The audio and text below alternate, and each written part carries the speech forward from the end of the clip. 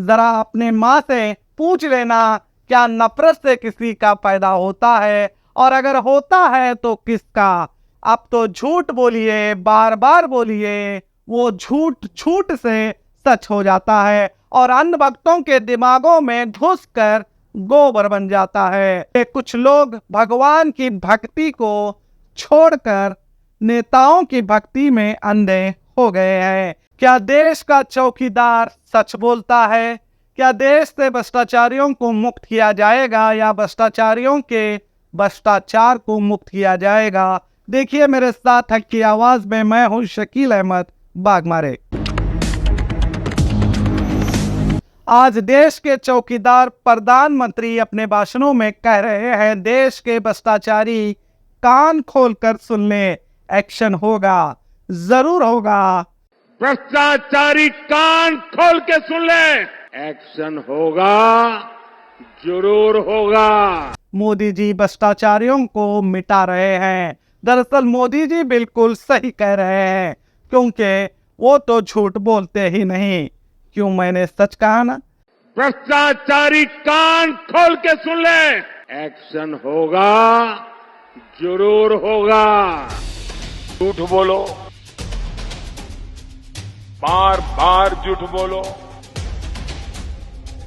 जो भी बोल सकते हैं सब झूठ बोलो, जहां भी बोल सकते हैं झूठ बोलो, जितनी बार बोल सकते हैं झूठ बोलो, किसी भी विषय पर बोलो तो सिर्फ और सिर्फ झूठ बोलो।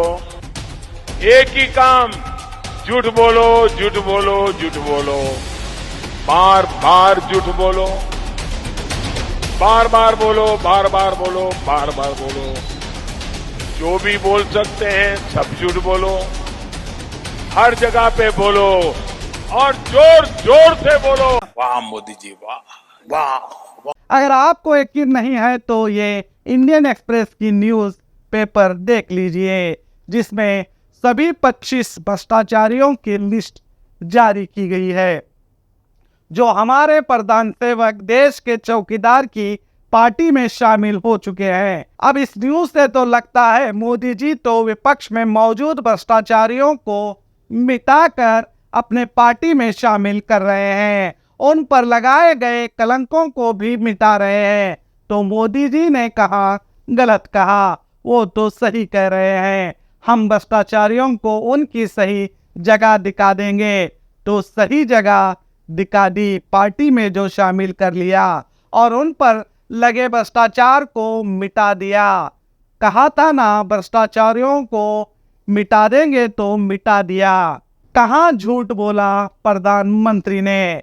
अब आप सोचो, कौन देश में भ्रष्टाचारियों को बचा रहा है और कौन भ्रष्टाचारियों को बढ़ावा दे रहा है। आप जरा सोचिए, इतना सब करने के बाद कोई कैसे अपने भाषणों में भ्रष्टाचार को मिटाने की बात कैसे कर सकता है, जबकि इन्हीं के पार्टी में अन्य पार्टी के भ्रष्टाचारियों को शामिल किया जाता है और पार्टी में आते ही इन्हें ईडी से राहत दी जाती है, इन्हें बचाया जाता है। वाह मोदी जी, वाह वाह मोदी जी, वाह वाह। जिस नेता को खुद ही भ्रष्टाचारी कहकर जेल में डालने की बात कहते हैं, खुद मोदी जी उसे ही महाराष्ट्र का डिप्टी सीएम बना देते हैं।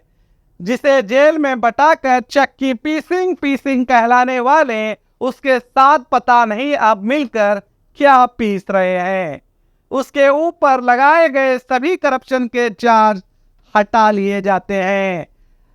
ऐसे ढेरों मिसालें हैं, माफ कीजिएगा मिसालें नहीं, सच्चाइयां हैं, और इन सच्चाइयों को इंडियन एक्सप्रेस अखबार ने छाप दिया है, जो आप स्क्रीन पर देख रहे हैं। इंडियन एक्सप्रेस ने बताया 2014 से अब तक विपक्ष के 25 नेताओं पर बड़े बड़े भ्रष्टाचार के इल्जाम लगे हैं।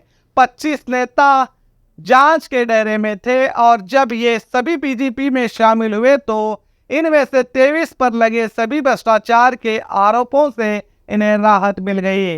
इन 25 में से 10 कांग्रेस से थे, 4 शिवसेना से, 4 एनसीपी से, 3 टीएमसी से, 2 टीडीपी से, 1 समाजवादी पार्टी से, 1 वाईएसआर समाजवादी कांग्रेस पार्टी से थे। पार्टी से थे।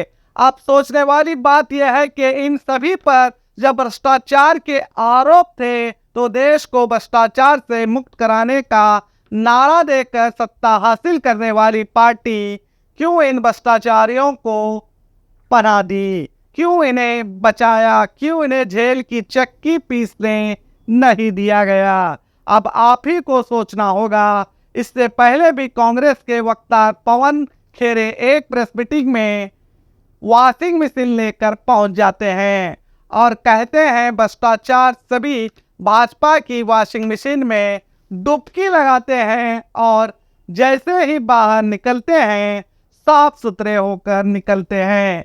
ये सब तस्वीरें जो आप स्क्रीन पर देख रहे हैं कर्नाटक के मुख्यमंत्री सिद्धरामैया ने अपने एक्स अकाउंट से जारी किए हैं, जिसमें आप देख सकते हैं इन नेताओं को पहले वॉशिंग मशीन में डाला जा रहा है, फिर वो भ्रष्टाचार मुक्त होकर बाहर आ रहे हैं। अब तो विपक्ष और जनता कह रही है जो प्रधानमंत्री नारे दे रहे थे देश से भ्रष्टाचार को मिटा देंगे, वो अब विपक्ष से भ्रष्टाचारियों को ढूंढ ढूंढ कर अपने पार्टी में शामिल करके इनका भ्रष्टाचार मिटा रहे हैं।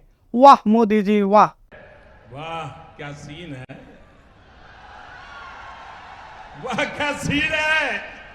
अब इसे बीजेपी का जादू कहे या चमत्कार, अब तो झूठ बोलिए, बार बार बोलिए, वो झूठ झूठ से सच हो जाता है और अन्य भक्तों के दिमागों में घुसकर गोबर बन जाता है। और जिसके दिमाग में भेजा ही नहीं रहेगा, भला उसे सच कैसे दिखाई देगा और वो कैसे समझ सकेगा। मैं देश की जनता से यही कहूंगा कि अपने आंखों में पड़ी धर्म की पट्टी को निकाल कर फेंक दीजिए।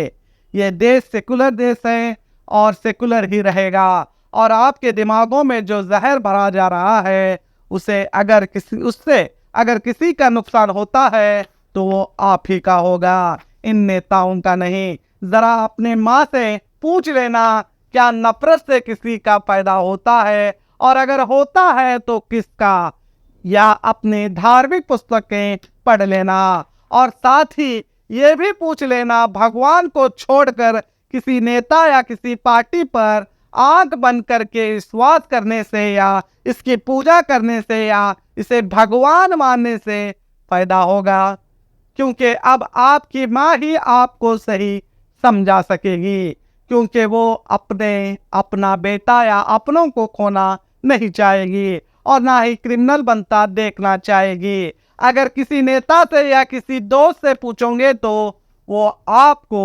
व्हाट्सएप यूनिवर्सिटी का पाठ बता देगा, क्योंकि कुछ लोग भगवान की भक्ति को छोड़कर नेताओं की भक्ति में अंधे हो गए हैं। इन्हें देश में बढ़ती महंगाई दिखाई नहीं देती, इन्हें हजारों लाखों करोड़ों के घोटाले दिखाई नहीं देते, इन्हें भ्रष्टाचारी दिखाई नहीं देते, इन्हें बेरोजगार दिखाई नहीं देते, इन्हें आज भी रास्तों पर हजारों लाखों करोड़ों के लोग रास्तों पर सोते हुए दिखाई नहीं देते, जो जिनके सर पर आज भी छत नहीं। अब फैसला आपको करना है, आपको कैसा भारत चाहिए, भ्रष्टाचार मुक्त या भ्रष्टाचारियों के भ्रष्टाचार मुक्त करने वाला। तो देखते रहिए बी न्यूज़ नेशन, हक की आवाज़।